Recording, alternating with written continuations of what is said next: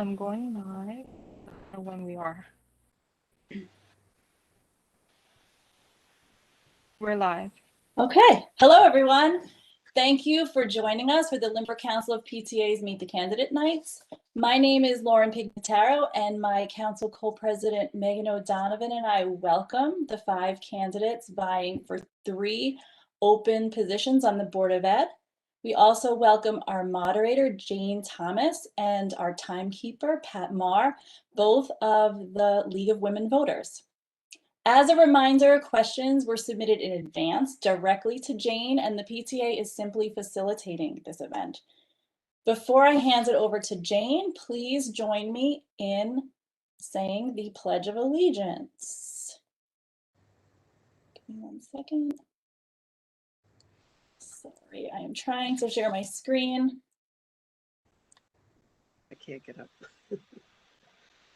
All right, let's just say it. I pledge allegiance to the flag of the United States of America and to the republic for which it stands, one nation, under God, indivisible, with liberty and justice for all. All right. I am looking forward to hearing from all of you, but for now, I'm going to hand it over to you, Jane. Thank you, Lauren. Thanks very much. I welcome all of you, and those of you in the audience, welcome. My name is Jane Thomas, and I am from the League of Women Voters of Port Washington, Manhasset, so I have no personal horse in this race, so to speak. I just want to tell you our mission statement. The League of Women Voters is a nonpartisan political organization that encourages informed and active participation in government. We work to increase understanding of major policy issues through education and advocacy. We never endorse or oppose political parties or candidates. So now, before I introduce you, the other thing I should have said is please join us. One of those days, think about joining the League of Women Voters, and it's not for women only. So before I introduce you to the 5 candidates for 3 seats on the Lynbrook School Board, I will read you the procedures for tonight's event. Note that all 5 candidates have agreed to these procedures. And one additional note, because we are not in person and we can't draw straws on which candidate will go first, instead, we are doing this alphabetically. Each of the candidates agreed that I can use their first names for the questions. So now for the procedures. The moderator, that's me, will be a member of the League of Women Voters from outside the district. I am from Port Washington, as is Pat. Candidates' opening statements will be given in alphabetical order. The same order will be used for the closing statements. Each candidate will be allowed 3 minutes for an opening statement. After all candidates have spoken, I will open the meeting to questions from the public. But of course, they have been submitted ahead of time. Each candidate will be given 1.5 minutes to answer the questions. At the moderator's discretion, the time for a response may be reduced, but we're not going to do that tonight. There will be no rebuttal. Questions may be addressed to a specific candidate or to a couple of candidates in general, although all candidates will be given an opportunity to answer any question addressed to a specific candidate. The moderator, I will try very hard to rotate, well, I will definitely rotate the order of responses for each question. My friend Pat Marr, who is also from the League of Women Voters of Port Washington, will be your timekeeper. Pat, if you could hold up the 30-second or half a minute sign, hold it right up to the camera, there you go. And then at the end, she will hold up the word time. So please be aware of her presence and what she is doing there. Candidates will then have 2 minutes for a closing statement. And since the purpose of the meeting is to determine the candidates' views, we have no substitute speakers tonight. Of course, the use of props, charts, or visuals are not allowed. And in accordance with league policy, audio and video recording by authorized members of the media will be permitted only if agreed to by the candidates. Now, we will probably be showing this meeting on our YouTube station, but It has to be shown in total, in its entirety. No one can, please do not try and do that. So, okay, with all of that being said, I am going to start with Nicole.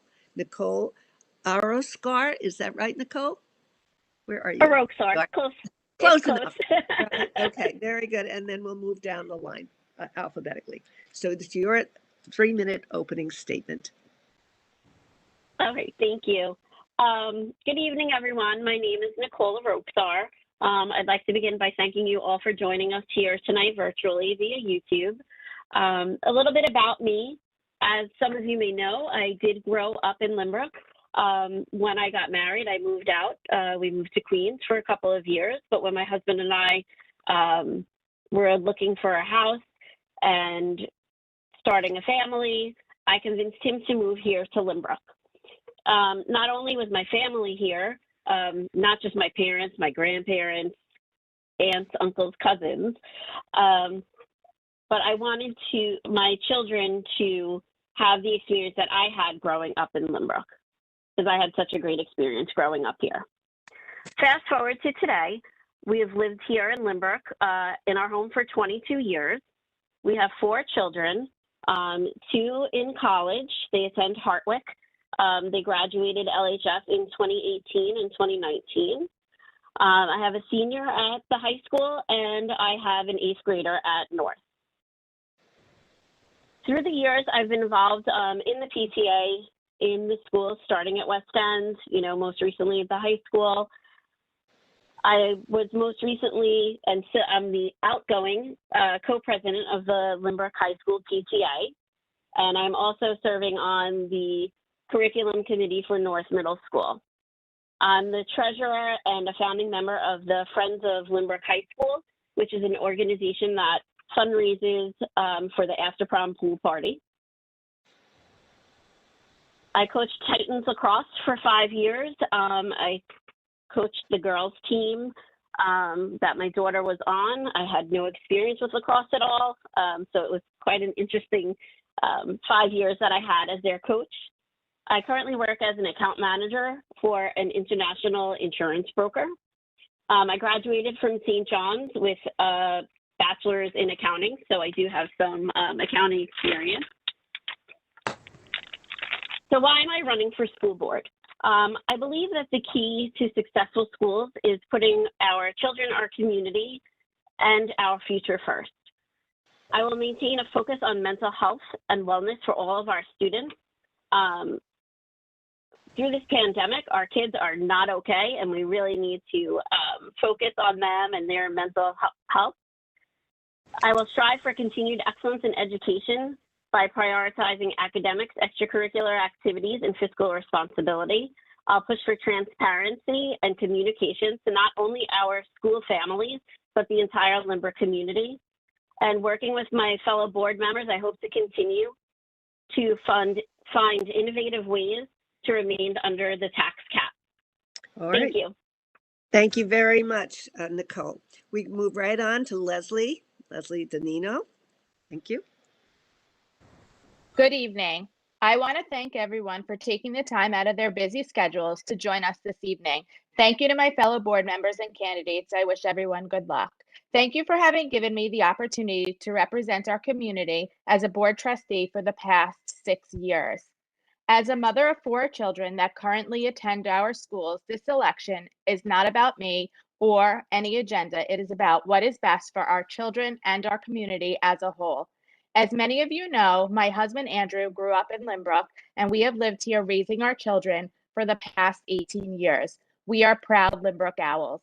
Just to give a little background about my professional and personal life, I received a Bachelor's of Science degree from LIU in elementary ed, a Master's of Science degree from Hofstra in Literacy Studies, and a Certificate of Advanced Study from LIU in Educational Administration. I have taught for 25 years in multiple grade levels, where I've been a strong advocate and proponent of teaching our children social emotional wellness. I have written curriculum and piloted new programs for the school district in which I work. I currently represent all of New York State early childhood teachers on a statewide committee where we examine the learning standards and provide feedback to the state. In addition, I am a statewide political organizer for NYSIT, a member on my synagogue school board, and I had the wonderful opportunity to serve as the supervisor of the summer program. I have the pleasure of teaching the inclusion class on my grade level. I was previously the Waverly Park PTA president and was able to work with Senator Kaminsky to obtain a new playground for Waverly Park. I am still always willing to volunteer. While on the board, I am proud of the following accomplishments that we have made. While we have remained below the tax cap each year, this year specifically, our board has made the decision to have the lowest tax levy that we have proposed during the past 5 years. While maintaining a fiscally conservative budget, we have been able to add necessary staff to meet students' social emotional needs, added new screenings to more easily identify twice exceptional students, and flight school, which provides enrichment to all Lynbrook students. Added ICT so students can remain in their home buildings. Middle school students are now offered electives and a choice in 8th grade science regions. In the high school, we have additional partnerships with colleges and universities, added clubs, a business teacher, and introduced a transition fair where we prepare children for life after high school, whether it be for college or career path. Additionally, we have increased our bandwidth, upgraded facilities, review and enhanced curriculum and courses, and provided each child in our district with a tablet. This past year has been incredibly challenging for all of us, and I am so proud of how our community has come together and supported one another. I hope that with your vote, I will be able to continue as a board trustee. I have the experience, commitment, drive, and ability to continue to serve our community as we move forward. Thank you for your continued support. Thank you, Leslie. Okay, moving right along, we have Sean coming next, Sean Murray. Murray. Good evening, Lynbrook. My name is Sean Murray, and I want to represent you on our Board of Education. Let me begin by thanking the Lynbrook Council of PTAs and the League of Women Voters for hosting this event. Our country's most valuable resource is a well-informed electorate, and I want to thank each of my fellow candidates for their commitment to the district. I bring the perspective of a parent to all that I do. My children are currently in 7th, 6th, and 3rd grades at North, Middle, and West End. My wife Laura and I both grew up in Malvern and made Lynbrook our home a little over 14 years ago. I am invested in this great community and want the best for my children's future and the future of all Lynbrook families. I've served as a Cub Scout and Boy Scout leader, have served on the board of Lynbrook's Excellence in Education Foundation, and I have supported the district by attending board meetings for years, including actively supporting the bond proposal.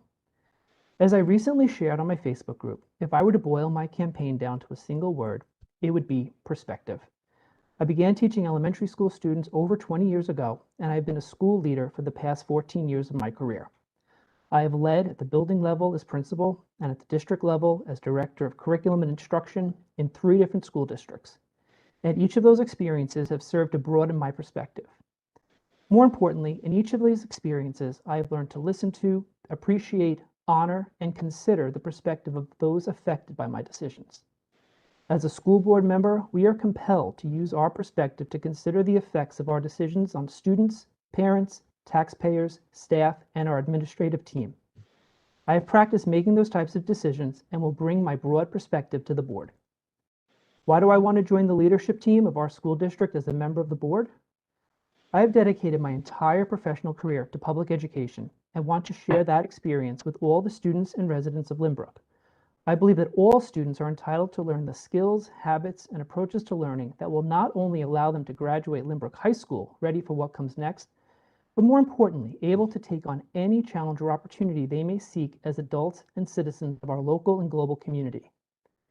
I believe that the role of the Board of Education is to steward our district by making the personnel and policy decisions that creates a school system that leads students to that readiness. And I believe that I will contribute to those decisions positively and effectively. In closing, the residents of our community are in an unusual and enviable situation. There are 5 qualified, dedicated, experienced candidates for the Board of Education on the ballot. I am not running against any of them. Instead, I am running for the future of your family and mine. I firmly believe that my background, perspective, and passion are the right fit for the board at this time. I hope to demonstrate that for you more during the course of this evening's forum. Thank you, Sean. Very nice. The next up is Rob Paskov with your opening statement. Rob.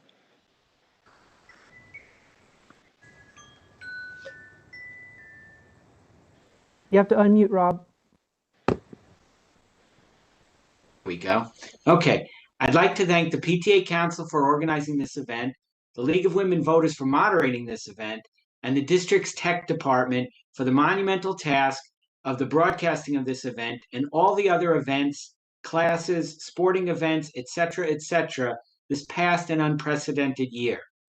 I consider myself an educational liberal and a fiscal conservative, providing balance by giving the kids the best opportunities in all areas of a school district and keeping the budget a tax cap. If you want to find out some more details about me personally, please check out my school board Facebook page. In the past 15 years that I have been on the Lynbrook School Board, I've had the pleasure of seeing Science Research Award winners, Boys and Girls Championship sport teams, Horizon Award winners, All-State and several All-Eastern Seaboard music students, and most recently, we honored several New York State Scholar athletes and a championship virtual enterprise team. That requires a lot of balance. Some of you have said that I do not belong on the board as I no longer have children in the district, but I still have a house, and the value of the house is based on the strength of the school district. So yes, I absolutely belong on the school board. In addition, I provide balance. Are you seeing a theme developing? I was lucky enough to be involved with the all-county chorus with my older son, who also was involved with plays here at Lynbrook. I was the proud parent of my daughter, who was an all-county track and field athlete and also a science research participant.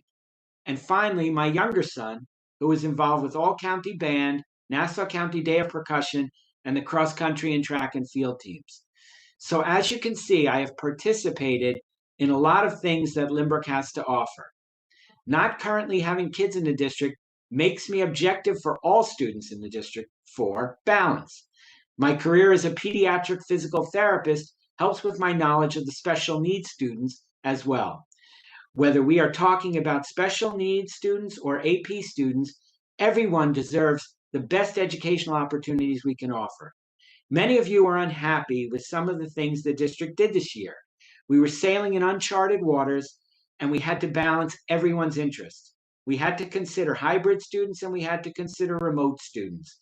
We had to balance the needs of the faculty and staff with the needs of the families. We had to also consider the general community. Quite frankly, I think the current board and all involved did a great job. As of today, we have not had one known case of in-school transmission, and we were able to gradually bring every student back who wanted to be back. We brought back sports, and finally we brought back music. As you can see, being a school board member requires, wait for it, balance. And I look forward to continuing my role and continuing the greatness of the Lynbrook schools. Thank you. Thank you, Rob. Finally, now we have David Yaker, and he is doing his opening statement now. Good evening, everyone. Welcome to Meet the Candidates Night. My name is David Yaker. I'm honored to have the opportunity to run for re-election on the Lynbrook School Board. The Board of Education is at its best when supporting the educational leaders who our district has hired, serving as a checks and balances, being transparent in its dealings with all members of the community, and remaining fiscally responsible to all its taxpayers. And most importantly, giving our children all the opportunities to be more successful in the 21st century. These core values are at the very heart of my intention to continue to represent this community as school board trustee.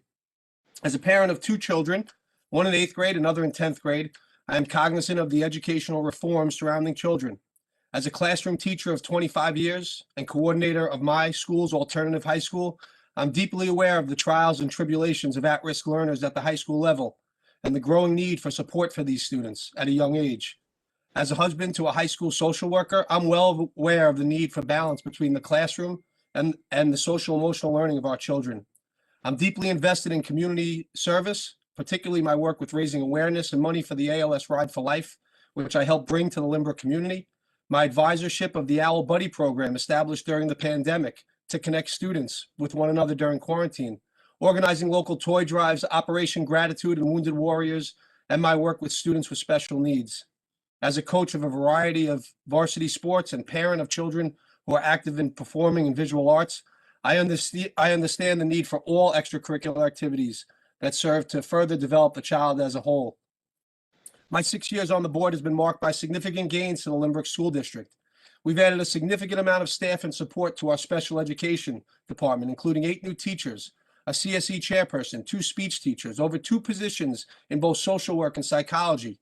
In our academic programs, we've seen the implementation of new learning platforms, Seesaw, Schoology, a centralized Voyager program, Flight School, middle school elective choices, LLI reading support, the addition of a business teacher to bolster our virtual enterprise in the high school, and a commitment to adding college courses and clubs at the secondary level. Laptops have been made available to all students K through 12. An additional internet pipeline to increase bandwidth has been installed, and a commitment to adding more diverse literature and material has been a district focus and board goal. The bond obviously highlights the district's physical transformation. New high school additions and renovations to come, air conditioning in every gym in the district, a new wrestling room, new locker rooms at North and South. As a member of the Facilities Committee, I have helped facilitate plenty of capital improvement projects through the use of our reserves, a conscious effort to put money away each year so as not to burden you, the taxpayer. I've helped spearhead the addition of a new turf field at North Middle School, also through the use of capital reserves that you will be voting on this year. And obviously, the 0.9% budget to budget, lowest budget to budget in the last 5 years, I'm very proud of. However, there is still work to be done and obstacles to overcome and challenges that lie ahead. Okay. And I look forward to pursuing them as a school board trustee. Thank you, David. All right, so we move on to our questions. And as you can hear from all 5 candidates, you have your work cut out for you out there in Lynbrook. Anyone who's online viewing this forum, I want you to know that we'll try very hard to get a lot of questions in, but clearly we won't be able to get them all in with 5 people on this forum. Okay, so we will start now with Leslie. You're going to be the one to answer the first question. We'll go down the line that way, each question. All right. What do you see as major issues facing the Lynbrook School District? And was there one particular issue that motivated for you to run for the school board again this year or first time this year? Leslie, you have a minute and a half. As I said earlier, I do not have an agenda as to why I'm running for the school board. I really enjoy my time on the school board. I think it's important to give my time to the community. I'm a voice, I'm a listener. I represent you, the community, the taxpayer. And I think that there are many issues facing all of us in education in this country that are not necessarily specific to Lynbrook, but I think the education world is changing and we just need to stay on top of it. Lynbrook is on top of changing curriculum. We're always exploring up and coming better ways to look at our youngest learners. How can we teach them reading, and what are the best ways? What are the new cutting edge curriculums out there? And I really like to stay on top of these things. I feel like I have a great knowledge from my background in education and the work that I do in my professional life. And I have a good relationship with a lot of people in the community, and I know that they can come to me and I can bring their concerns back to the board. Thank you, Leslie. I appreciate that. Now, next up would be Sean. Can you, if you want me to repeat the question or? No, I'm good. Thank you. Great. I think, there's really 2 different questions there. I'll try to give a little time to both. As far as the issue that I think is most facing Lynbrook, there's one internal factor and one external factor. I think that internally, it's the mental health of our students. I think that the pandemic has been a major source of stress, trauma, and anxiety for everyone from our youngest students to our most senior staff members. Right. And we're going to need to take care of those needs throughout the coming years. This is not going away just because school reopens. If it does in the fall, this is going to be a process that takes time. So I think that's going to be the major work of our school district in the next year or 2, is making sure we come back whole. I think as far as external factors go, it's really the resources that may or may not be coming from Albany. It was easy for them Please to forgive me. promise a major increase in state aid this year, but time will tell whether they hold on to that promise and keep it long term. So I think that's always something that's difficult for districts, especially in Long Island, to keep track of. As far as what motivates me now to run for the board, there's no one particular issue. I just think with all of the changes going on in education these days, I feel that I bring a perspective, I bring a level of expertise, and I want to share that with the community. And I think this is a good time for me to join that team at the board. Thank you, Sean. Rob, next. You're next. I remembered to unmute this time. I'm sorry about my phone ringing, but go ahead. I think why I want to run for the board again, I too bleed green and gold. I was born and bred here from kindergarten through high school. My wife and I moved back here a little over 20 years ago, and our 3 children have gone through the school system here. So I want to maintain the quality of the Lynbrook education and the fiscal responsibility of the district. A number of years ago, we had somebody wrote in a letter to the editor from the Herrick School District and complimented Lynbrook on all that we were able to do while keeping the budget down. I know you all think that taxes are very high, but if you look throughout the island, we do pretty good here. One of the biggest problems that we have in the district, I think, which isn't really a problem, it creates a problem. We have increased diversity in the district, and that is changing every year. And the solution that we need to come up with is how to be able to increase our recruitment so we can have a more diverse faculty and staff so that every kid can look and see somebody that they can be mentored by. Thank you. All right, David, your turn. All right, thank you. My motivation. What's my motivation? Well, my major motivation is I work in a district currently that was at one time it was called the Lighthouse District. It was the district that everybody wanted to be like, and I've witnessed over my time there that the one change that has taken place that they can never get back is that the children never moved back into that district. And my motivation for staying in Lynbrook is to make it the best possible district so that my children, my children's children will want to come back and raise their families here and keep the community that we have. And I've seen firsthand what can happen to a community, how badly it could fall apart when the children don't move back and take ownership of that community. And I never would want to see that. So that's my sole motivation for running for the board and staying on the board, is making sure my children want to come back to Lynbrook and raise their families here, and their children hopefully one day as well. As far as the major issues facing, well, I mean, the pandemic certainly taught us that we can integrate technology into the classroom and that it's an important facet, but when is it too much? When is technology too much? And I think the biggest issue we're going to be facing is when we return to school in the fall, is balancing the technology with some of the old school approaches, textbooks, writing, using a pen and paper, reading from a book, holding pages in your hand, and not being so reliant on that technology, having it as an aid, but not being solely reliant on it. So I think that's our biggest challenge. Thank you. That's great, David. Thank you very much. And Nicole, the same question to you. Sure, thank you. So my motivation for running really was watching my children at home during the pandemic and seeing the struggles that they were having, not only academically, but emotionally and mentally. And it really gave me the push to run for the board this year. Do I see one issue that's facing our school district? I think there are many issues facing not just Lynbrook, but all districts across the state. Making sure that we have enough funding for our children and for all the activities that they participate in is one thing that we need to keep in mind.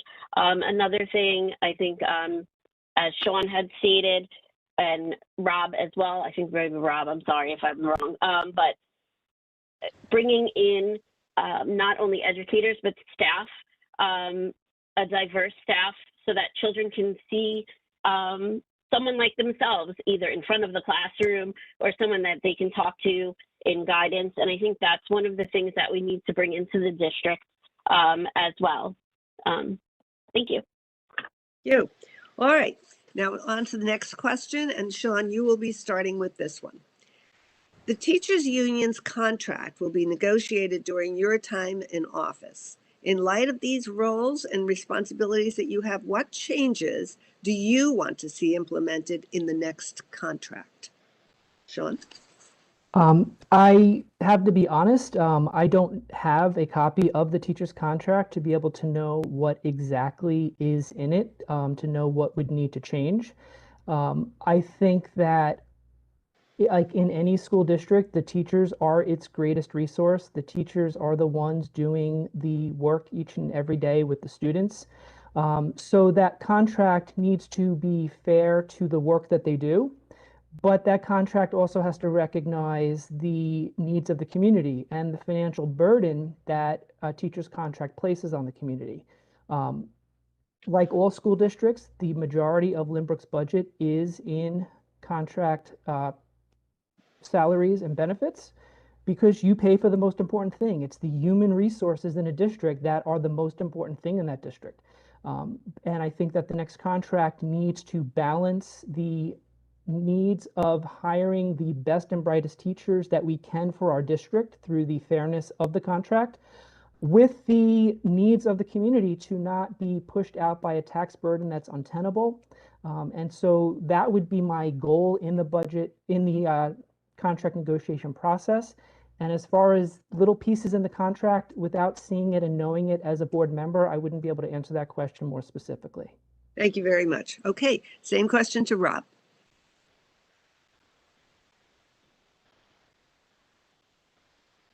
There we go. Okay. Most of the changes in the contracts when we negotiate a new contract is clearing up language. You know, as far as raises go, we're always giving raises. As far as you wouldn't want to work year to year without a raise. So the teachers want and are entitled to raises. We try to.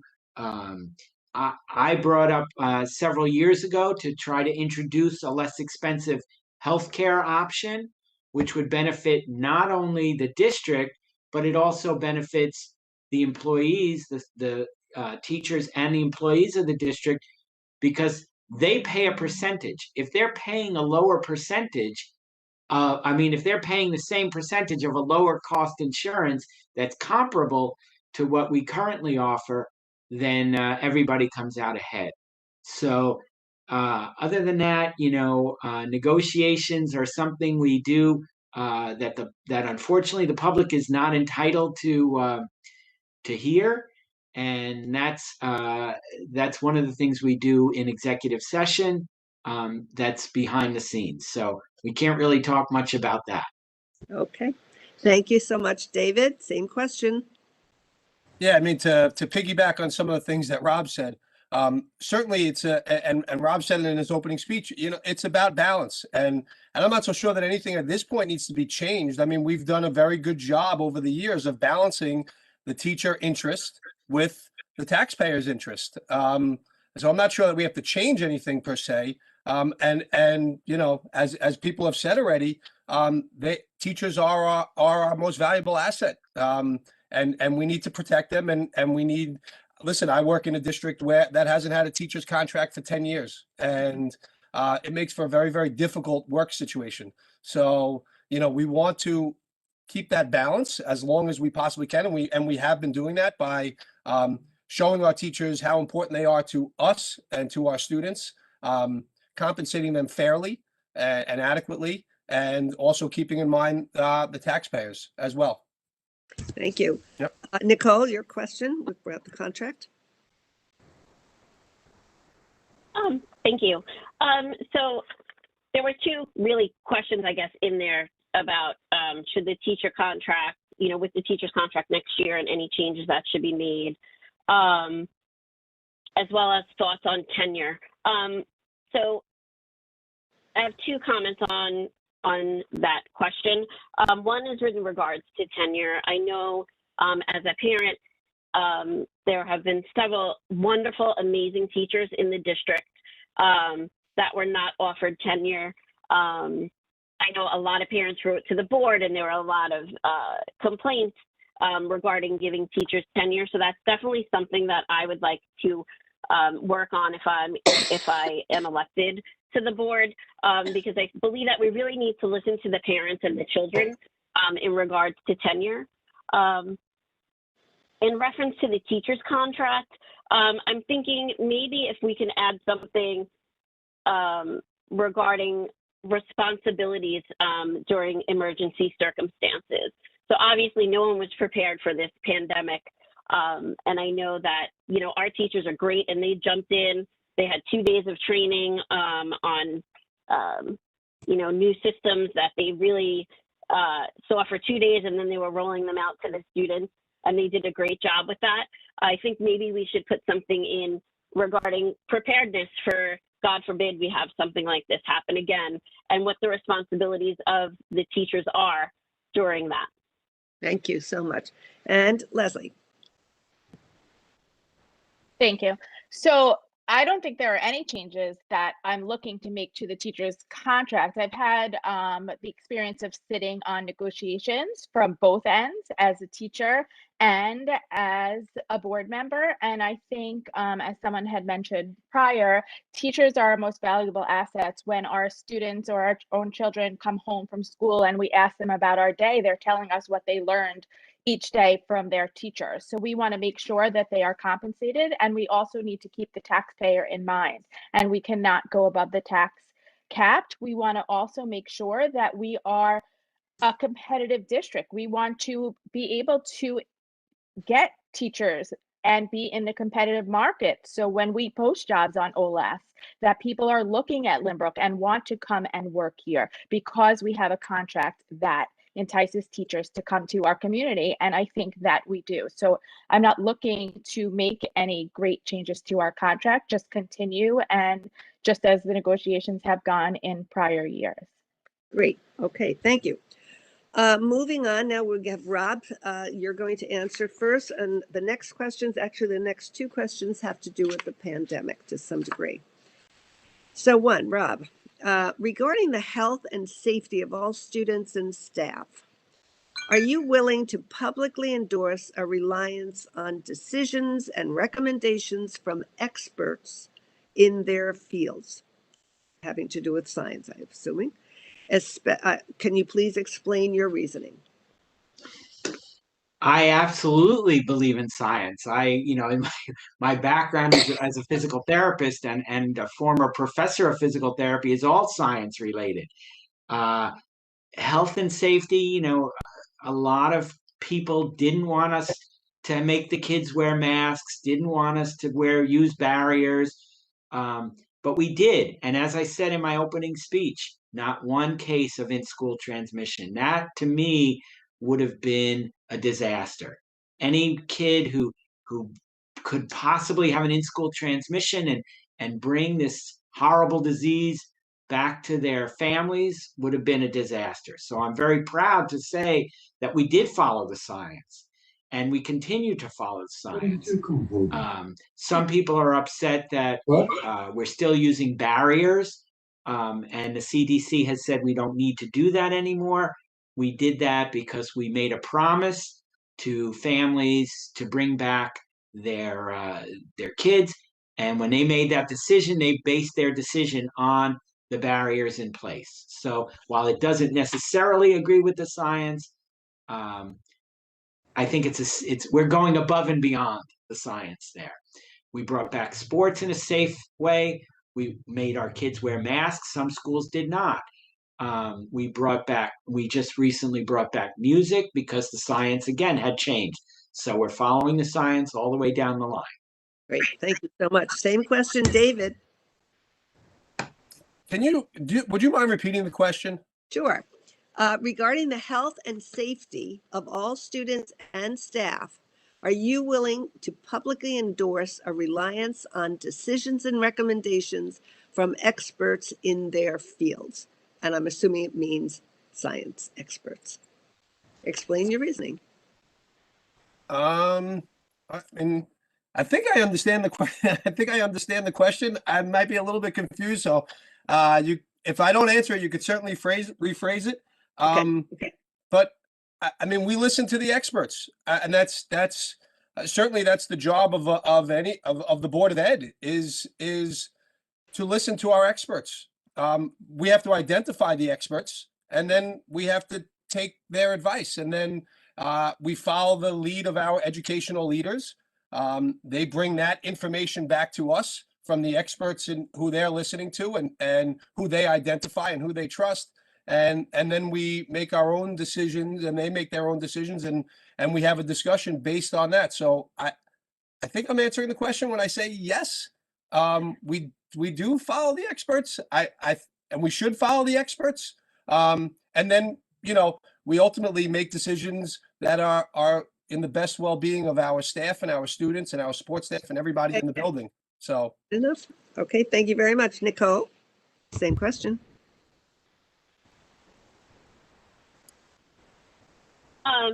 So I'm in the same boat as Dave on this one. I think I understand the question. I'm not sure if there was like a second part that maybe didn't come through. But in regard to the health and safety of the students and staff in the schools, we 100%, will follow what the experts are telling, and then we'll bring that back, discuss it. I know there are different levels of government that have different doctors that are giving the advice. I know that, Nassau County can do something different than Suffolk County on how they're setting up the schools and the health and safety of the students. So we will, I believe, follow the science as well, but we'll do whatever is in the best interest of our students and our school staff to keep them healthy. Thank you. Leslie. I also think I understand the question, but just like our teachers are experts in their field, the scientists are experts in what they do. And our main goal this year was to keep our staff and our children safe. And we followed the science and the experts and what they told us to do. And I think that Lynbrook really has done a fabulous, fabulous job. I was at a sporting event with one of my children this weekend at a school further out east, and they were saying how they were just starting to open up. And I think that we kept on the elementary school, all of our students were in full time. Other schools were, but they didn't have specials. They didn't have all the things that we really kept intact so much that other districts did not. I really think, and even our sporting events in the winter, we allowed spectators to come into our schools, and other districts took our lead on that. So we did follow the science, we listened, and it worked. And I'm proud of the way that we have worked and that we have kept everybody safe. Thank you very much. Sean, your comments? Sure. As a school principal, the health and safety of my students and staff is my number one priority at all times. It has to come above teaching and learning even. And yes, the pandemic really stretched the limits of what we needed to do for the health and safety of our staff, but that's not the only time we need to be thinking about health and safety. I just recently was in a lockout situation in my own school. And we listened to the experts from law enforcement on how to design protocols and procedures to keep our students and our staff safe. Like I said in the beginning, it's about perspective, and experts have better perspectives than the 7 of us that would be sitting up on the school board. We're obligated to listen to those experts and make decisions based on the best information that they give us, whether it's related to COVID and keeping students apart and socially distant and masked, or when it comes down to the best approaches to happen when there is a intruder in the building and what to do about that, or just in general, hygiene in a sports facility. All of those things we are obligated to follow the lead of the experts and implement policies that meet those criteria that people smarter than us figure out. Thank you. David, we're going to be starting with you on the next pandemic questions. I'll read it to you. During this past difficult pandemic-ridden year, there have been some hard times, but there are also some silver linings. What issues do you want to either get rid of or continue in the future? All right. Well, I had said it before as something that we're definitely a challenge that we're going to be facing. And as a classroom teacher, I'm really seeing it firsthand is the reliance on technology. It was an unbelievable integration and so fast, how quickly we had to do it and how quickly we asked our teachers, our students, our parents. Parents became they had to adjust their schedules. They had to become at-home tutors and teachers had to figure out whole new learning systems, and kids had to learn it all. And it's unbelievable and amazing. All at the same time, I feel just as a classroom teacher, there's almost been this reliance now on the technology, and we've gotten away from some of the things that we used to do really successfully. And I think that's a challenge that we're going to be facing in the very near future. I've also seen a great deal of apathy from students, a great deal of laziness from students because they're sitting in front of their screens all day. And I think there's some danger in that. And I think that's a challenge that we're going to have to face. I have no doubt that we're prepared to face it and that we're ready to face it. And I think we have the staff to do that. So. Thank you, David. Okay. All right, Nicole, your answer? So there definitely were some silver linings that came out of this for our educators and students during the pandemic. Some of those were the rollback of standardized testing, where this year the amount of time for the state assessments was reduced, and they reused questions from last year. The regions where they, only 4 regions are being offered this year, and it really was the state having to do it to receive the federal funds. So I really think if we can focus on maybe less standardized testing, which it has come out of this. A lot of teachers have gotten more creative in keeping their students' attention. So I think we can, continue with the creative teaching methodology and things like that. Great, thank you. Leslie? I have spoken to a lot of teachers who have said that this has really made them think about the way that they teach, especially on the high school level, and the pressures that they put and the different ways that they can assess students. One of the silver linings for families really was the time they spent together. And I think that it really changed just the way we look at things and prioritize things in all of our lives, and I think that has an impact on our education as well. The testing, as Nicole had mentioned, I've always been very vocal about opt out, and we finally have someone in state ed who understands this, who fought for the waivers, and that is why they use these repeat questions. And I do think we're finally going to see a shift here.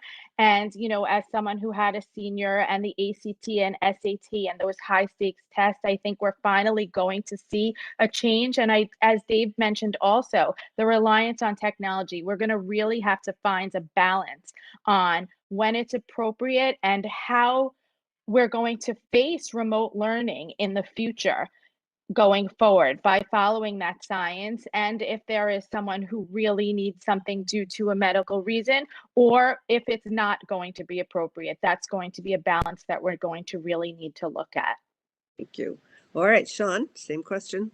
Sure. So I think that one of the greatest things that did come out of the pandemic was the accelerated adoption of our classroom management system, the Schoology and the Seesaw. I think that for my own children, at any rate, it really broke down the walls of communication with them and their teachers, they were able to take a lot more independent ownership and responsibility of communicating with their teachers through that platform, which was great. The downside to it was that we do not have the same social connections going on through the technology. And I hope that we're able to move away from that, because learning is a social process. Students want to learn in groups, they want to learn with peers, they want to learn face-to-face from teachers. And so while the technology does that in one way well, it doesn't have that same like face-to-face connection, but it helped kids be organized, it helped kids communicate, it helped us get creative. So the other piece that I think is a great innovation that came out of it is that teachers needed to start assessing their students differently. They couldn't give a traditional assessment that you could just Google the answers to. So they were coming up with ways to assess learning that really let students demonstrate the depth of their learning of a particular topic or subject. And I think that's a great thing we need to hold on to. Terrific. Thank you. Rob. Same question. What we need to get rid of and what we need to keep are both the same thing, and it's both technology. Technology will mean a kid will never have to miss school again. They can be with their classmates if they're, let's say, immunocompromised for whatever reason, or if they're out sick for a prolonged period of time. There never needs to be a snow day again, which is good and it's bad. Okay. Tech creates a significant change in education too. We no longer have to memorize. We don't have to memorize dates. We don't have to memorize things. We can Google those things. What tech can help us do is it can it can free our minds and our teaching methodology so that we can think, and we can teach the kids to think better instead of memorizing. So that's the good of tech. The bad of tech, as Sean had said, kids need to be face to face with each other and with the teachers. There's a lot to be said for both of those things. So the good is tech, the bad is tech. Thank you for those insights on the pandemic, which is a difficult year for all of you. Okay, we're starting with Nicole again. As a board member, if needed, where would you look to make budget cuts?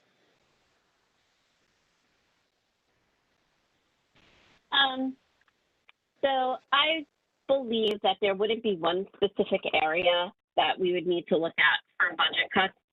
I think we need to look at everything as a whole, be it athletics or academic clubs, or music. I don't think that we can make a blanket statement and say, oh, well, we need to cut something in the budget, so let's cut football, or let's cut band, middle school band. I think that it's something that we'd have to look at the broader picture, take everything, look at them all together, see what costs the most money, what benefits the children the most, and just go from there. Thank you. Okay, next, Leslie. Can you just repeat the question? Sure. As a board member, if needed, where would you look to make budget cuts? Having sat on the board and as someone who's watched closely and been very involved as a teacher since the tax cap has been initiated, we are fortunate in Limbrook that we have been very fiscally conservative and we really take care of putting money into reserves. I sit on the audit committee and we really do a great job. We've won an award year after year for our reporting, and it would take a lot of examining. I learned years ago that if you cut a program, you'd never see it again. So that would not be an area that I would want to look at. I would not want to make any program cuts. It would really depend, and I would first go to our legislators and lobby for additional funding so that they could make our district whole, because there should be no reason that we need to make cuts in Lynbrook. Thank you. Okay, Sean, same question. Sure. This district, the board, Dr. Lynch, Dr. Burek, they have been putting together very responsible budgets for a very long time. So to think of where to cut, I think they've been doing that work for a long time. In general, if you have to take a look at cuts, if you're forced into that situation, you need to start with looking at cuts that will have minimal or even no impact on students. That's your first choice. What are some resources or personnel that do not have direct impact on students? That's your first choice. And then from there, you move out to programs that have the fewest amount of participants so that you have the least impact that you have to have. None of those decisions are ever easy to make. It would be one of the hardest things that any board member would ever have to do is to actually cut from a budget. But as a school leader, I've been told you need to get 10% out of your budget where it's coming from. And that's sort of the way I've done that is where is it going to have the least impact on the teaching and learning and the health and safety of our students and start from there. Great. Thank you so much. Rob? There we go. With the tax cap, it's been very difficult to make really significant cuts. Over the past several years, we've pretty much brought this budget down to the bone. So in Lynbrook, it's very difficult to make those cuts. About 80% or 75 to 80% of the budget is salaries and benefits for faculty and staff. And we really can't cut there. We're pretty much down to the bone there too. We've recently added a number of special ed positions and a number of psychology and support staff in social work positions, and those are extremely important, and we can't cut there. The only thing that I can possibly think of is the style of our budget review for the 20% that we deal with on a year-to-year basis, and we could go to a zero type budget where instead of starting at last year's budget, each department starts at zero and looks at what they really need. And we might be able to make some cuts there, but that would be minimal at best. We've really done a good job of keeping it down to the bone. Great. David, your point of view.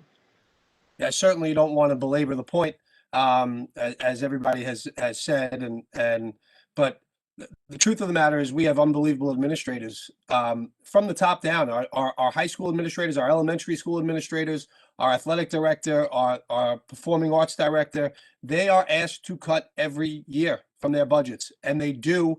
And I think what we do best, and which is an old saying, is you cut as far away from the classroom as possible so that it doesn't affect the kids. And whether the classroom includes the athletic fields and the clubs and all that stuff, we cut as far away as possible. And our administrative staff from the top down, Dr. Burek and Dr. Lynch, all the way down to our building level administrators have done an unbelievable job every year where, we put ourselves in a good situation each year. And I think the other thing that we have done, which has been really good, is we have established capital reserves in many spots. And so we usually we can usually dip into those reserves when we have to do the things that we need to do. So good. Okay. So now we're back to, excuse me, Leslie, you're going to go first on this one. To what extent do you think school board members represent the entire community, specifically as it relates to social media and all that implies? Leslie? Well, the job of the Board of Education is to represent the community and the taxpayers. We set the vision and goals for the district. We adopt policies for the district. We give the district direction. We hire and evaluate the superintendent. We adopt and oversee a budget. We collaborate with the district and administration on collective bargaining process, as we discussed before. Over specific use of social media, that's not the role of a Board of Education member. What I do on my own personal time doesn't relate to me as a board member. I have my own Board of Education page I like to represent who I am as a person, and I'm proud of who I am. I would never, do anything to embarrass myself or my family, but I don't think that anything I do affects my Board of Education. I wear several hats, mom, but I am who I am. What you see is what you get. Okay, thank you. Sean, Thank you. same question. Sure. I think as Leslie was saying, when you are the Board of Education, you are representing the entire community. You've been elected to represent your constituency, and especially when you're up on the dais in the board meetings, what you say is the voice of the board and therefore the voice of the district. Unfortunately, people will not let you change your hat, so to speak. And I think that even when you are not sitting up on that dais, the things you do, the things you say, will give a certain impression to the public about what that means about the board. And they will always see you as a Board of Education member. I think because of that, when you decide to take a public office and the public trust that goes in with that, there are certain responsibilities that you then take into your personal life that you need to maintain. And it's no different than, many of us work in a public field, whether a public school teacher, public school administrator. I will always be partially principal, no matter where I am and what I'm doing. So, I think the same goes for Board of Education members, and the things that we say, even if there are personal viewpoints, will always be seen to some extent as the voice of the board, and therefore we need to be very careful and considerate about how we carry ourselves in public. Thank you. Rob, same question. Well, we do represent the entire community, and as I mentioned before, balance is big for me. So we have to balance all aspects of the community, whether it be north, south, AP versus special education, sports versus music, whatever. We have to balance every aspect of the community. Now, as far as use of social media goes, we're using social media more and more. As a matter of fact, I developed two Facebook pages. One is, and I'm an administrator for two, one of the administrators for one of them, which people probably don't even realize that I developed it and administrated, but that's the Parents and Friends of Music Facebook page, which we use to inform the community of events that are going on in the music department, and also to fundraise. A lot of the fundraising is done through that page. I also developed and administered and continue to administer the Spiked Shoe Club page, which is a group that I've brought back to support the track and field teams. They're not directly related to my role as a board member. Those are extracurricular activities for me. So use of social media is here, and it's gonna continue to grow, whether we like it or not. Thank you. Okay, David. All right, this coming from the guy with no social media presence. So, but I know it's out there, and I know there's a place for it, and I know it has some positives. But I don't think that one person or any person should lose their individual independence just because you are on a board of ed in any way. However, I think it's the lesson that we are teaching our children about social media, which is you have to be careful of the dangers of social media, that once you put something out there, oftentimes you cannot take it back. And so, we are perceived by the things that we put out there, and we certainly have to hold ourselves to a higher standard. Like I said, I mean, I have zero social media presence, so I just kind of follow along. But I know the lessons that I teach my own children, which is use it for positive purposes, use it to put out positive messages, but be careful what you put out there, because once you put it out there, you can never take it back. Excellent. Okay, thank you. Nicole, last one on this. So I agree with what Dave is saying about you do have to be aware of what you post on social media. And I instill the same thing in my children. I tell them, I've made them take posts down. I've told them, listen, you know, you want to go on to college, you want to get a job later in life. These are things that if you post something on social media, you know, businesses are looking at social media now when they're hiring candidates. So that's something that you really need to keep in your mind. I think also that social media can be a good thing, especially with the district, with communication to the community. There's Facebook books all over, Facebook pages all over, and Instagram accounts. I think it'd be a great way for us to be able to communicate with the community of Lynbrook through the Board of Education, so that we can get our word out about what we're doing and the things that we're doing for the community and in the schools, and also to take any questions that the public may have. But again, you know, social media, and as Leslie said, what you see is what you get, and it's the same with me. If you look on my social media, you know, that's who I am, and, you know, you either love it or you don't like it, so. Fair enough. Fair enough. Thank you.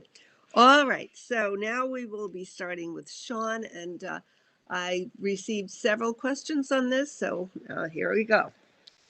The teaching of, quote, critical race theory, end quote, in schools continues to gain national attention. Do you support or oppose the teaching of critical race theory or any other curriculum that judges people based on their race? That would be Sean. Sure. I'm going to be frank. I have not heard that specific term used before, so I don't know that I can answer that question exactly. But if we're talking about what it means to look at the diversity of our country and the diversity of our history, that is an appropriate thing to be teaching in school. And in fact, the state just came down with a diversity, equity, and inclusion mandate for schools to start looking at their curriculum and their materials, their instructional resources, so that we are addressing all of the communities and all of the backgrounds of the students that are in our school communities and making sure that those students are represented. You know, for me, I've always worked in school districts that had diverse student populations.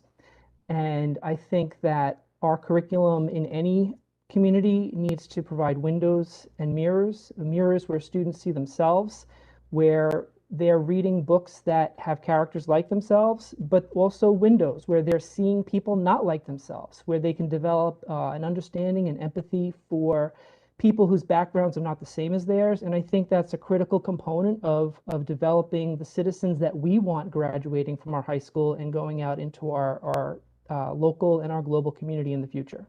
Great, thank you. Same question, Rob, on critical race theory. Can I just say I agree with Sean and leave it at that? If you want. I think that one of the, you know, I talked about it earlier. Diversity is growing. We're becoming more and more diverse community, and we have to respect everybody's positions. We have to teach and open up discussion and moderate discussion in a bipartisan way, shall we say, so that everybody's voice gets heard. And we need to really welcome critical race theory as it grows. Thank you. Same question, David.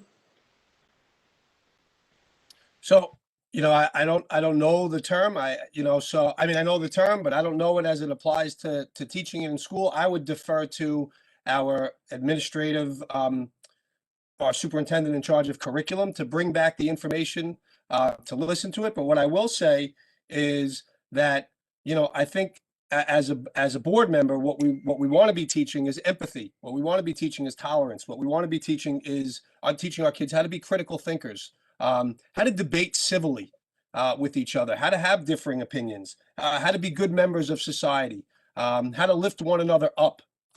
tolerance.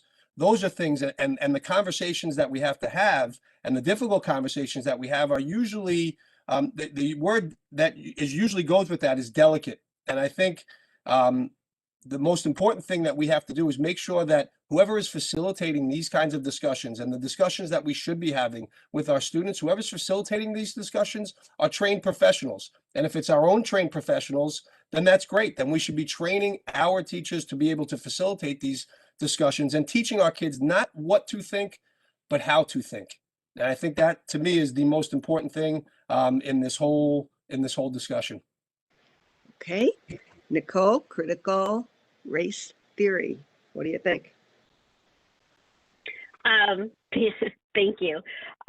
So I agree with actually everybody who spoke. I believe that I'm not going to speak to critical race theory directly because I am not an educator and I don't know how that would be implemented in the curriculum. But I will say that I do believe that our children we should be focusing on our children growing up to be good people. I don't think it should have to do with race. I don't think it should have to do, I think that we should just have them be good people, not just to people who are different with them with skin color, but children with special needs. I think we just need to teach our children to be more empathetic to other people in general. Okay, thank you. Leslie, last one to answer that question. I'm sorry. I know you're talking about a critical race theory, but my computer went out. I don't know if you saw my daughter bring it back for me, so I missed the entire question. Okay, I'm happy to repeat it for you. So I got several of these questions on this thing. So the teaching of critical race theory in schools continues to gain national attention. Do you support or oppose the teaching of critical race theory or other curriculum that judges people based on their race?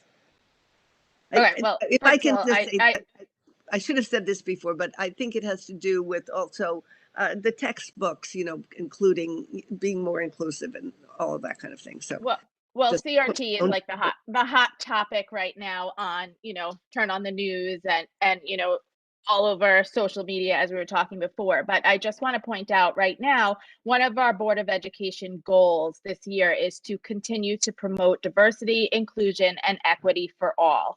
And in my own house, kindness counts. I teach my own children, you don't have to like everybody, but you need to be kind to everybody. And that's really the core focus. We need, as someone else had just mentioned, we need to look at all viewpoints. You can like group A and group B, and you can listen to all viewpoints. You really have to just educate. You need to present material. And if you look at our objectives here, provide training to members of the diversity committee to begin meaningful conversations. And training is key. You just can't put things out there without training and making sure that things are appropriate for the appropriate grade levels and they're guided. Thank you. Thank you. All right. Now we will have Rob begin the answers for this one. So there is some talk in Lynbrook about major development taking place, buildings, etc., coming, housing. If it happens, how would we accommodate additional children in our schools? Okay. You're ruining my closing statement because I've answered all these things in my closing statement.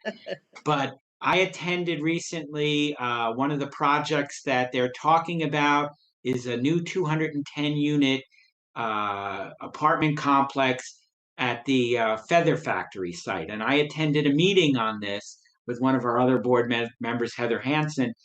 And I asked the developer two questions I had. How many, what's the ratio of apartments? Most of the apartments that they're developing in Lynbrook are commuter apartments. They're studios and one bedrooms.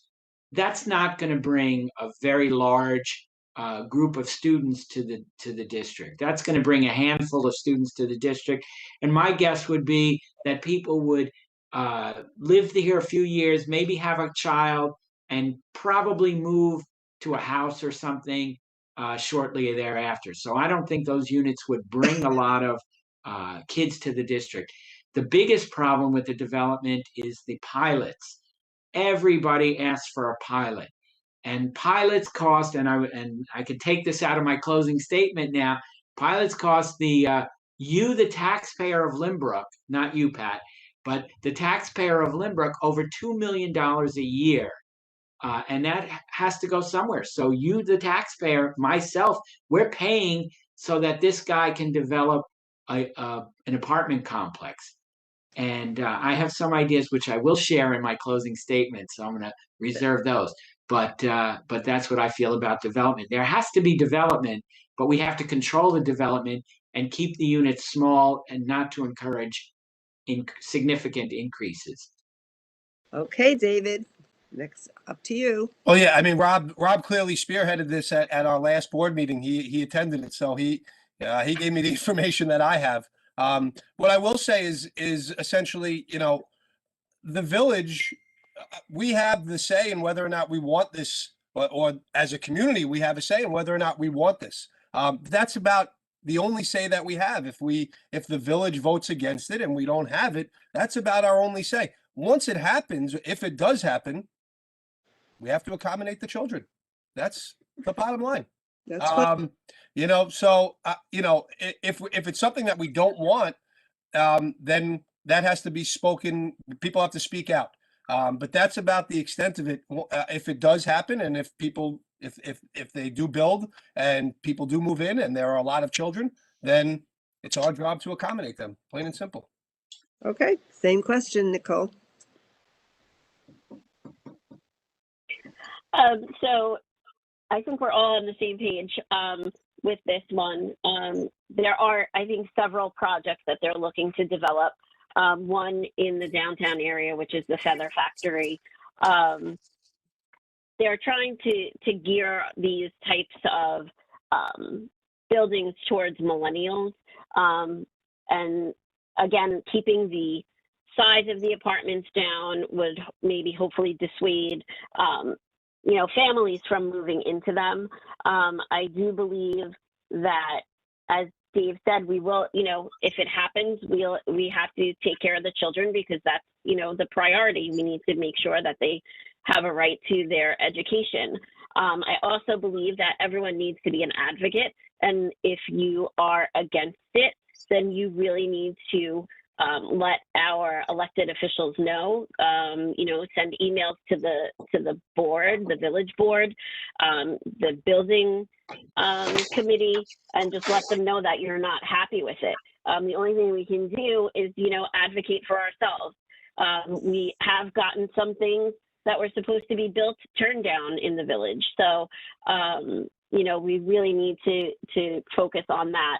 And then as for the pilot, that's given to these builders, it is something that we have to take into consideration, because we're the ones paying for it, right? And if we don't want to pay for it, then we really need to get out there and say that we don't want it. Okay, Leslie, can you take a pot shot at that one? Yes. Yep. I just want to reiterate what has already been said. The pilots are a concern to me because that's money on our backs as the taxpayers, and also the sustainability. We know that our schools are crowded at this point.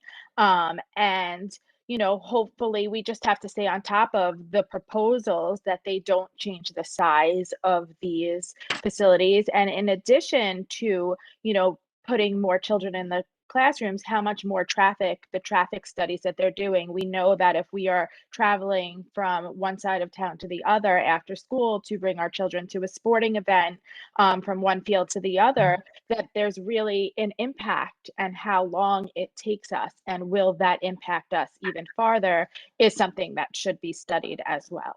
Thank you. Sean, you're last on this one. Yeah, I think we're all making this really hard for the voters out there, because I think there's a lot of alignment with our thinking. As far as the students coming in, there's been such a demographic shift on Long Island and falling student populations that having more kids isn't always a bad thing, because sometimes it's hard to justify budgets increasing with student populations decreasing. We would have to work with the facilities department and figure out where there is room and find that room for those students. But I think the bigger issue, and Rob started with it, is pilots. They're killing local school districts.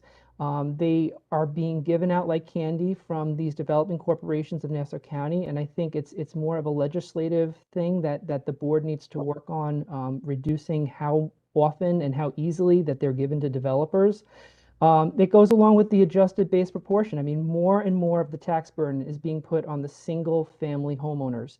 And that's another thing that makes these developments so hard for school districts, that even if they don't get a pilot, the percentage of the tax burden that's being put on multifamily dwellings keeps getting less, and the percentage of the tax burden being placed on single family homes is going up. And again, these are legislative fixes that a school board can't do by itself, but a school board can work with local government and with the community and lobbying groups to fix that problem for our schools. Thank you, Rob. Sorry, Sean. Okay, so I see the clock tells me we only have a few minutes left, so we will go straight to our closing statements. I want to tell you I'm very impressed with all of your answers. And again, your voters have a hard decision to make. Okay, so we will go back to Nicole for her 2-minute closing statement. Are you with us, Nicole? You ready? Good. Yeah, thank you. I just want to thank everyone again for attending tonight. I'd like to thank the League of Women Voters for being our moderators. It was a great job. We did a great job with technology this year. And I'd like to thank PTA Council for hosting this event and putting it together for us. I'd also like to wish good luck to my fellow candidates. We all know each other and we're neighbors, and I wish good luck to all of you. I just want to, in closing, say that some takeaways that I want you to go away with when you think of me is that I'm here to advocate for the children of Lynbrook, the students, as well as the community of Lynbrook. So not just parents in the community, but all taxpayers and community members. I think that we all can work together and do a great job communicating with each other.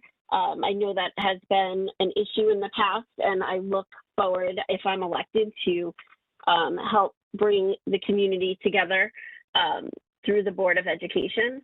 And I just wanted to thank all of our teachers for dealing with this pandemic in the way that they did. I think everyone did such a great job, in administration and the Board of Ed as well, for all of the work that you did during this crazy time.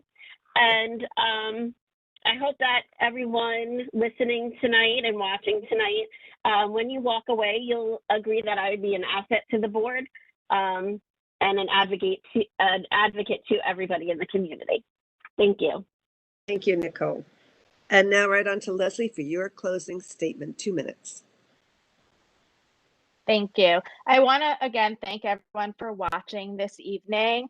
I want to thank you, the League of Women's Voters and the PTA Council and Kayla for tonight. I want to thank the teachers, the staff, the administrators, and everybody for such a great job this really challenging year. I take pride in our district, and I would like the honor to continue to serve our community. I want the best for our community. I want to keep expenses down and keep our schools on the top. We want our curriculum to remain on the cutting edge. We are always following the research and exploring new options to enhance our instructional programs. While navigating the pandemic, our school board and administration met weekly and took the lead on many protocols. As I said before, we were the first to allow spectators in sporting events and had really positive results. The safety of our students and staff were always our primary focus, and we should all be proud of the work that was done. We came together, we worked together as a special caring community where everyone's voices in our community mattered. And as we conclude this evening, I just want to highlight that during my time as a trustee, our board has improved transparency, email correspondence, and overall communications and visibility within our community. So please know that I represent you and your family. I'm always available to listen, to hear your concerns. I will continue to work hard and tirelessly ensure that your children have the best opportunities in our school. Please remember to vote. Thank you. Thank you, Leslie. One of the questions I didn't get to had to do with communicating and how communications were difficult this year. So good for you to mention it. Sean, your closing statement, please. 2 minutes. Thank you. I want to once again thank the Lynbrook Council of PTAs and the League of Women Voters for hosting this event. One of my favorite things to do is discuss and debate education and learning, and I was fortunate to enjoy an entire evening of it. And thanks again to each of my fellow candidates for their contributions to the discussion. So let me close by reiterating my why for joining the Board of Education. I've spent a career believing that all children are entitled to the tools, skills, and habits that will allow them to pursue their passions and navigate their world, and that every child has the right to learn these from educators of the highest degree. As a member of the Board of Education, I will support the policies and curricular decisions that develop those tools, skills, and habits, and I will expect personnel decisions that bring only the best to our district. Our children and our community deserve nothing less. As I stated earlier, if I had to choose a single word to describe what I will bring to our school district, it would be perspective. I will bring my perspective as a school administrator, father, husband, taxpayer, and proponent of public education. I have always expanded my perspective by listening to the viewpoints of others and taking those into consideration when making a decision. And I'm committed to keeping things in perspective by focusing on what really matters for our children and for our community. For me, this evening's forum is just the beginning of my conversation with the Lynbrook Schools community. I intend to spend the next 21 days continuing this conversation with the community through my Facebook group and other venues. I encourage you to join Sean Murray for the Lynbrook Board of Education, where you can learn more about me and why I think I'm qualified to represent you on the Board of Education. So on May 18th, the residents of this community need to choose 3 candidates to serve on the Board of Ed. I firmly believe that my background, perspective, and passion are the right fit for the board at this time. A vote for Sean Murray is a vote for the future of your family and mine. I hope to convince you of the same over the next 3 weeks.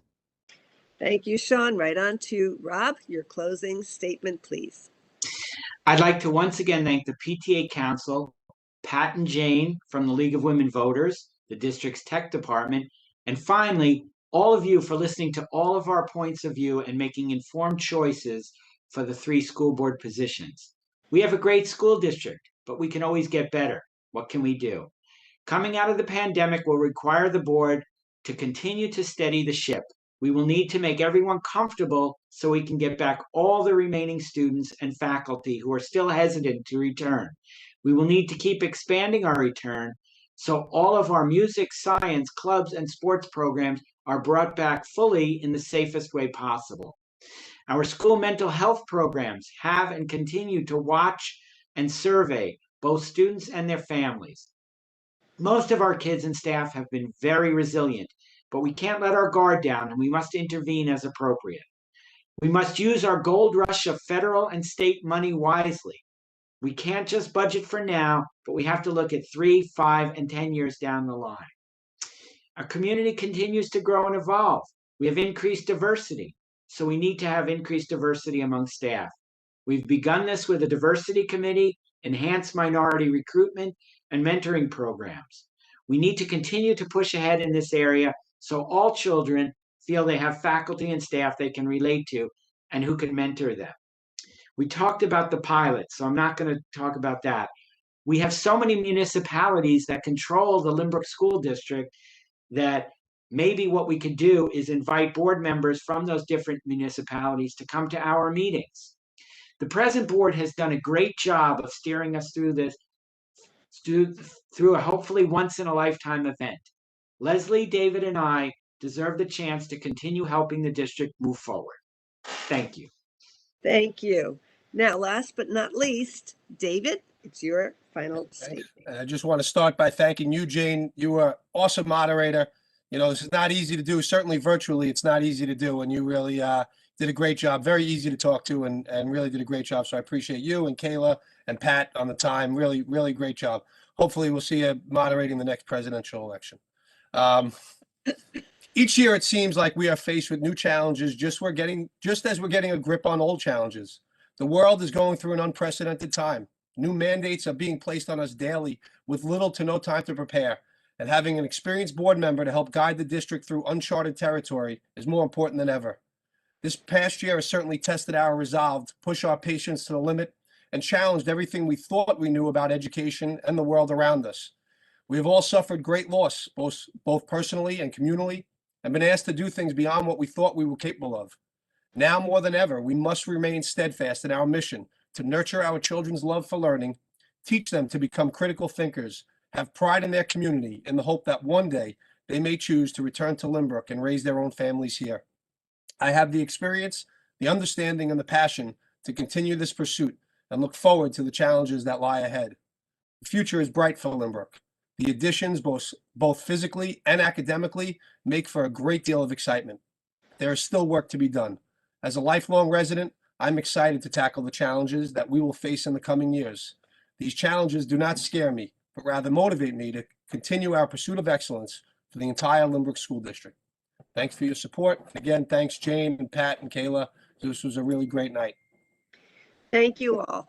I want to say that were we in person right now, we would all allow the audience to give a round of applause. So I'll give my own little round of applause. You can all applaud yourselves because you did a wonderful job. Now it's the responsibility, not just the right, but the responsibility of all of you out there in the audience to get out on May 18th and vote your preferences. I wish you luck at that. Thank you. The League of Women Voters is always looking for new members, so keep that in mind. And it's not for women only. Good night and good luck. Thank you.